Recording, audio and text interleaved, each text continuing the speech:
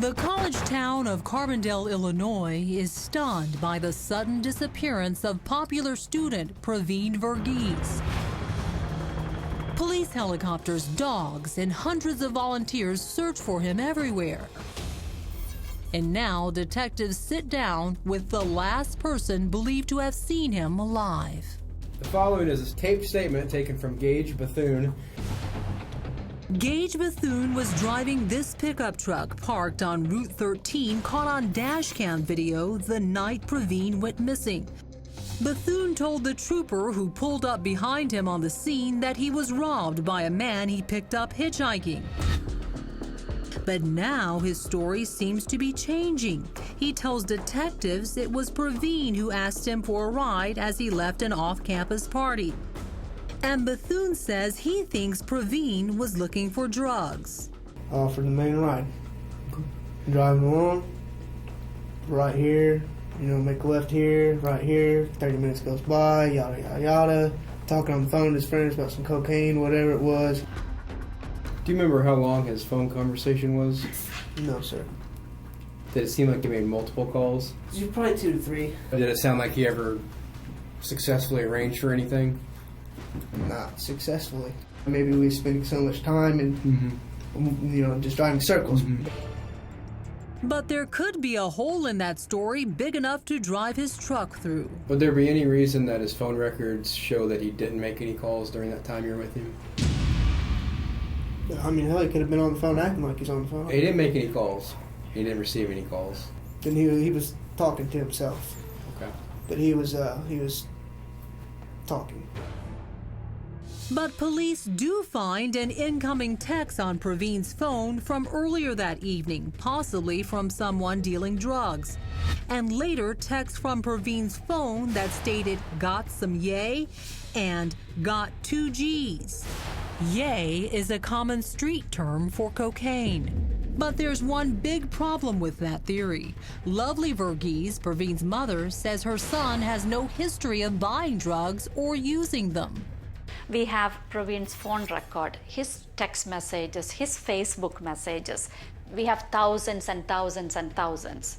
There is not a single one that he talked about drugs. Until that night. Only that night, just that one time. So we don't know whether somebody else texted from his phone or somebody else told him to text that. Back in the truck, Bethune says things start getting ugly. I asked him multiple times, where are you going, where's your destination? He can't really give me an exact spot. And I told him, look, I gotta go. And he wasn't cooperating, and that's when he started to rage a little bit. And it's when he punched me in my eye, and I pulled over on the side of the road.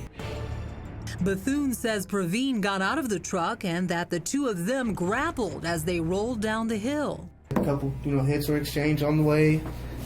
He was on top of me at one point, and I was on top of him at one point. Never once, fight maybe lasted 30 seconds. I wouldn't even really call it a fight. A little scuffle, I do know for sure the first hit, I hit him dead square in his face. And right about then, police say there is at least one unintentional call from Praveen's phone, a pocket dial answered by a female friend. That friend told police she heard a male voice telling Praveen to, quote, "Give me that back," and what sounded like Praveen replying, "I'm trying to help you, and give me my pills back." And she says she heard the sound of someone running before she discontinued the call. Do you remember anybody saying the phrase, "I'm trying to help you"? No, sir. Was that something you would have said to him? I mean, he had punched me in my face. I don't remember. No, I'm trying to help you. All right. In a second interrogation, police asked Bethune about a story he told friends shortly after the incident with Praveen. I didn't know the kid was missing. I told the story. I wanted to sound like I wasn't scared. Like I was Mr. Tough Guy, I don't want my friends to think I'm weak. I told him, the kid he was kind of scared of me. He jumped out real quick. He took off running. And I chased him, I hit him. He turned around, I just hit him and just knocked him out. So I told him. But now Bethune is telling police that Praveen ran into the woods just before the trooper pulled up. The stories don't seem to match up, but at least detectives know where to search. And the next day, they make a horrific discovery in the woods about 400 yards from where the truck was parked. It's Praveen, dead. And now the Verghese family gets the dreaded knock on the door of their hotel room where they wait for any news of Praveen. He said, Praveen is found. And I said, is he alive? He said, no. That was it. All our family was there. So there was like all this screaming from everyone.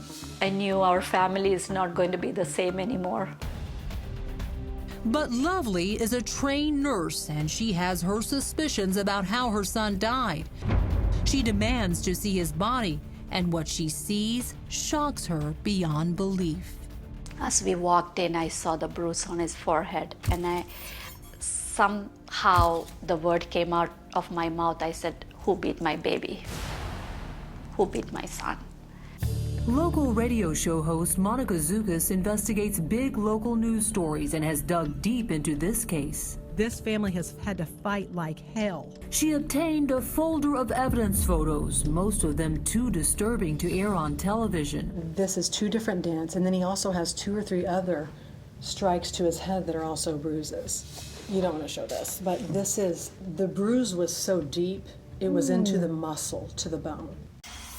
And the Verghese family is stunned all over again when Carbondale Police Chief Jody O'Gwyn gives this answer at a press conference shortly after Praveen is found and before an autopsy is performed. So since no foul play is suspected, I take it that the condition of the body would lead you to believe that there hadn't been a fight, he wasn't injured physically.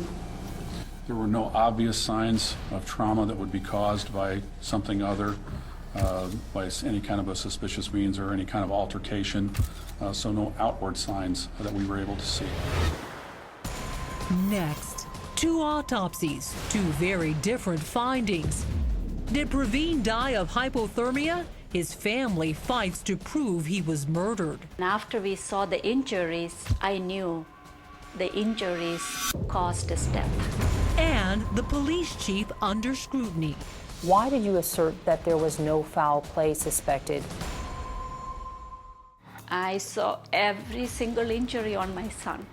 So when the authorities started telling me, and the autopsy said there is no injury, I said no one can deny my eyes. I saw my son.